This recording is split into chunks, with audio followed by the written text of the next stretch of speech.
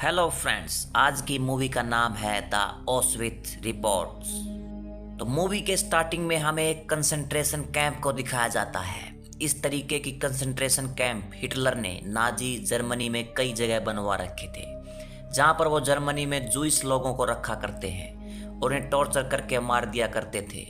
इन्हीं concentration camp में लाखों की संख्या में जूइसों को मार दिया गया था और इन कई सारे कैंप्स में सबसे ज़्यादा खतरनाक था ऑस्विट्ज का कैंप। और ये मूवी इसी कैंप की कुछ घटनाओं पर आधारित है।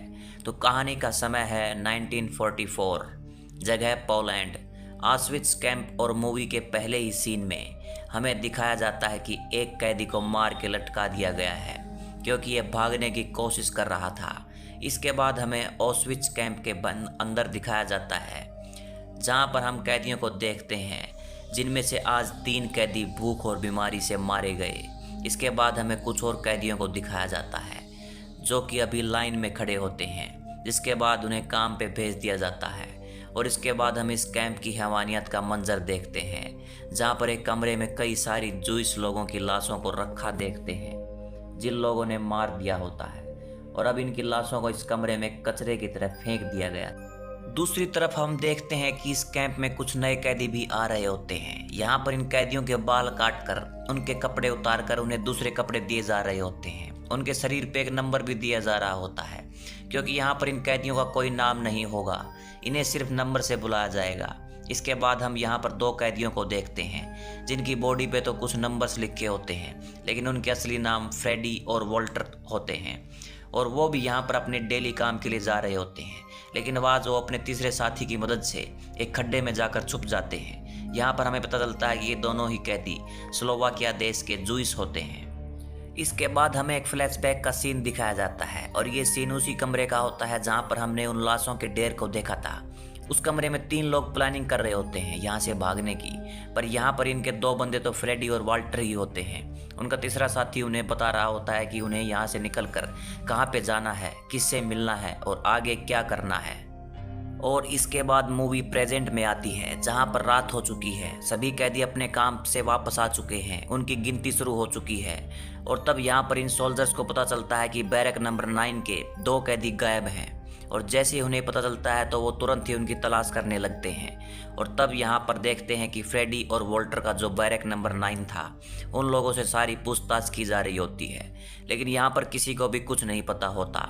उनके जूइस ब्लॉक इंस्पेक्टर को तो मार मार कर वहीं पर ख़त्म कर दिया जाता है। और अब उन दोनों को पकड़ने के लिए जिन कुत्तों को छोड़ा जाता है, उन्हें भी भूखा रखने का ऑर्डर दिया जाता है। इसके बाद बैरक नंबर 9 के सभी कैदियों को पूरी रात ठंड में रखा जाता है और बैरक 9 के कुछ कैदियों से पूछताछ अभी भी जारी होती है। लेकिन जब वो कैदी कुछ नहीं बता पाते तो उन्हें जंगल में ले जाकर ज़मीन में गाड़ दिया जाता है और सिर्फ उनका सर ऊपर रखा जाता है। और तब यहाँ पर वो जर्मन ऑफिसर एक घोड़े पर बैठकर उन सरों को कुचलवाता है। इसके बाद अगला दिन गुजर के रात हो जाती है, लेकिन तभी भी बैरक नंबर 9 के सभी कैदियों को उसी सिचुएशन में अभी तक ठंड में भूखा प्यासा खड़ा रखा होता है। और अब इसके अगले दिन भी उन दोनों कैदियों की तलाश अभी भी जारी है। फिर हम देखते हैं कि यहाँ उन दोनों कैदियों को ढूंढते ढूंढते जर्मन ऑफिसर्स का एक कुत्ता वहीं पर आ जाता है जहाँ पर ये लोग छुपे थे, और वहाँ पर आकर वो कुत्ता गुर्राने लगता है। लेकिन यहाँ पर उन जर्मन ऑफिसर्स को कोई शक नहीं होता कि वो 2 कैदी सामान के नीचे छुपे हो सकते हैं, और वो लोग उस कुत्ते को खींचकर वहाँ से ले जाते हैं, जिसे देखकर इन दोनों की जान में जान आती है। इसके बाद हम देखते हैं कि एक जर्मन अधिकारी एक कैदी को एक बैरक में ले जाता है और वहाँ पर वो उसे धमकाता है कि तुमने ही उन लोगों की मदद की है यहाँ से भागने में। और वो यहाँ पर कहता है कि मैं तुझे मार दूंगा, पर मैं तुम्हें इत्मीनान से मारूंगा क्योंकि आज किसी और का दिन है मरने का। फिर हम देखते हैं कि वहाँ पर कुछ नए कैदियों को लाया जाता है। वहाँ पर उनमें से कुछ कैदी भागने की कोशिश करते हैं, लेकिन तुरंत ही उन्हें गोली से मार दिया जाता है और वहीं पर ख़त्म कर दिया जाता है। अब यहाँ पर आज भी रात हो जाती है, लेकिन अभी भी बैरक नंबर 9 के सभी कैदी ठंड में रात में वहीं पर खड़े होते हैं। यहाँ पर 2 दिन से इन्हें भूखा प्यासा ठंड में यहीं पर खड़ा रखा गया है। इसी तरीके से सुबह हो जाती है, लेकिन आज सुबह होते ही एक जर्मन ऑफिसर बैरक 9 के सभी कैदियों को काम पे भेज देता है। और यहाँ पर जब वो सभी काम पे चले जाते हैं तो 3 लोग वहीं पर मरे पड़े होते हैं, क्योंकि वो सभी इतनी ज़ोरदार ठंड में पिछले 48 घंटे से भूखे प्यासे खड़े होते हैं।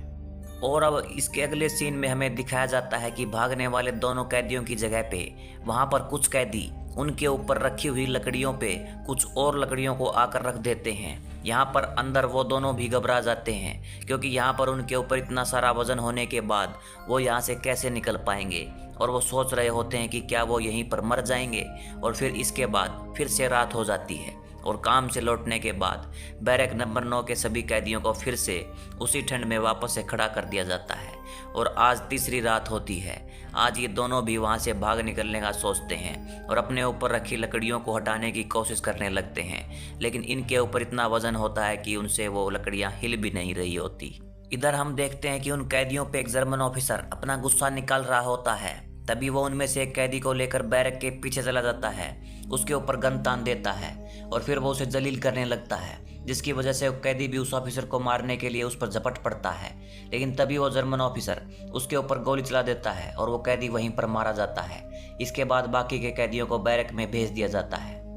और इधर हम देखते हैं कि ये दोनों उन लकड़ियों को हटाने में अपनी पूरी कोशिश कर रहे होते हैं और बहुत देर तक कोशिश करने के बाद वो फाइनली उस जगह से बाहर निकलने में कामयाब हो जाते हैं और अंधेरे में, ठंड में, कीचड़ में घिसकते हुए कैंप से बाहर जाने लगते हैं। यहाँ पर वो फेंस तक पहुंचकर तारों के नीचे से फेंस के बाहर निकल जाते हैं। इसके बाद वो दोनों अंधेरे में ही जितना दूर हो सके उतना दूर निकल जाते हैं और जैसे ही सुबह होती है वो वहीं पर झाड़ियों में छिप जाते हैं ताकि उन्हें कोई भी देख न सके।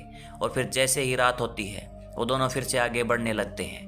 और तब यहाँ पर वॉल्टर देखता है कि फ्रेडी के पैरों में काफ़ी ज़्यादा चोट लगी है और वो यहाँ पर किसी तरीके से अपने कपड़ों को फाड़कर उसके पैर के ऊपर पट्टी बांध देता है और उसे आराम मिले इस बात का ध्यान भी रखता है। इसके बाद अगली सुबह ये दोनों देखते हैं कि उनके सामने एक पुल होता है। यहाँ पर जर्मन होते हैं और यहाँ पर वो दोनों ही वहाँ से ना जाते हुए जंगल के रास्ते जाने का सोचते हैं, क्योंकि यहाँ पर इन दोनों को पोलैंड की बॉर्डर क्रॉस करके स्लोवाकिया जाना है। यहाँ पर आगे चलकर ये एक जगह बैठकर थोड़ा आराम करने का फैसला करते हैं और जब यहाँ पर वो बैठे थे तब वहाँ से एक पुलिस औरत निकलती है और वहाँ पर वो इन दोनों को देख लेती है।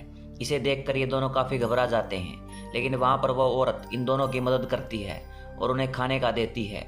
यहाँ पर उस खाने को देखकर ये दोनों झपट पड़ते हैं, क्योंकि उन्होंने कई दिनों से कुछ भी नहीं खाया था। जिसके बाद वो औरत अपने घर पर जाकर उन लोगों के लिए और खाना और पहनने के लिए जूते भी लाती है और साथ ही इन्हें बॉर्डर क्रॉस करवाने के लिए अपने दोस्त की मदद मांगती है। और इस तरीके से उस औरत का दोस्त भी इनकी मदद करने के लिए तैयार हो जाता है। फिर रात होते ही दोनों बॉर्डर की तरफ निकल पड़ते हैं और फिर यहाँ पर ये सवेरा होते ही बॉर्डर के करीब पहुँच जाते हैं। लेकिन यहाँ पर फ्रेडी बहुत ही थक चुका था और वो वहीं पर चलते चलते गिर जाता है, लेकिन फिर भी वो पूरी हिम्मत जुटाकर धीरे धीरे आगे बढ़ता रहता है। और अब यहाँ से दोनों ही आगे जाएंगे, क्योंकि यहाँ पर बॉर्डर आ चुकी थी और वो आदमी भी वापस चला गया था। इसी तरीके से चलते चलते वो दोनों आगे चले जाते हैं।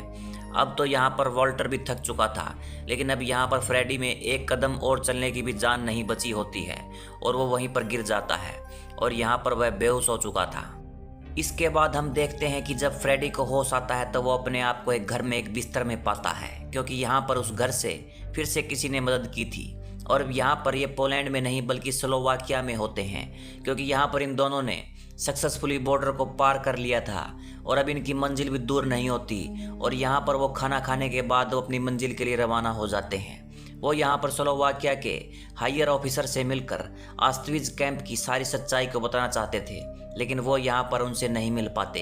लेकिन इसके अलावा वो उनकी पूरी रिपोर्ट उनके असिस्टेंट को बताने लगते हैं और यहाँ पर वो बताते हैं कि ऑस्ट्विट्ज कैंप में इन्होंने 2 साल बिताए होते हैं और इन 2 सालों में उन्होंने लाखों लोगों को वहाँ पर मरता हुआ देखा था और कैदियों के साथ जानवरों सा बर्ताव देखा था और वैसे ही जानवर का बर्ताव इन्होंने खुद भी सहा था। और ये सब कुछ वो उन्हें बता रहे होते हैं और यहाँ पर वो इस तरीके के सारे कंस्ट्रक्शन कैंप के खिलाफ एक्शन लेने के लिए रिक्वेस्ट करते हैं, क्योंकि वहाँ पर आज भी लाखों की संख्या में लोगों के साथ अत्याचार हो रहा है। इसके बाद अगले दिन फ्रेडी और वॉल्टर इनके हायर ऑफिसर से भी मिलने में कामयाब होते हैं और वो उनको भी वहाँ के सारे हालात बताते हैं। और इसके बाद स्लोवाकियन गवर्नमेंट कंसंट्रेशन कैंप के खिलाफ एक्शन लेने की कोशिश करती है, लेकिन वो खास कुछ भी नहीं कर पाते हैं। इसके बाद फाइनली जब 1945 में वॉर ख़त्म हो जाती है, तब इन कैंप्स के कैदियों को आज़ादी मिलती है, लेकिन तब तक 25 लाख से ज़्यादा लोगों को ऑस्विट्ज़ कैंप में मार दिया गया था। और इस तरीके के सभी कैंप्स में सारे लोगों को मिलाकर 60 लाख से ज़्यादा लोगों को मार दिया गया था। और इससे हमें पता चलता है कि इस मूवी में जो मंजर दिखाया गया है वो तो सिर्फ इस हैवानियत की छोटी सी झलक होती है और यहीं पर यह मूवी ख़त्म हो जाती है। आपको ये मूवी कैसी लगी ये कमेंट में आप ज़रूर बताइए। Thanks for watching. मिलते हैं नेक्स्ट स्टोरी में।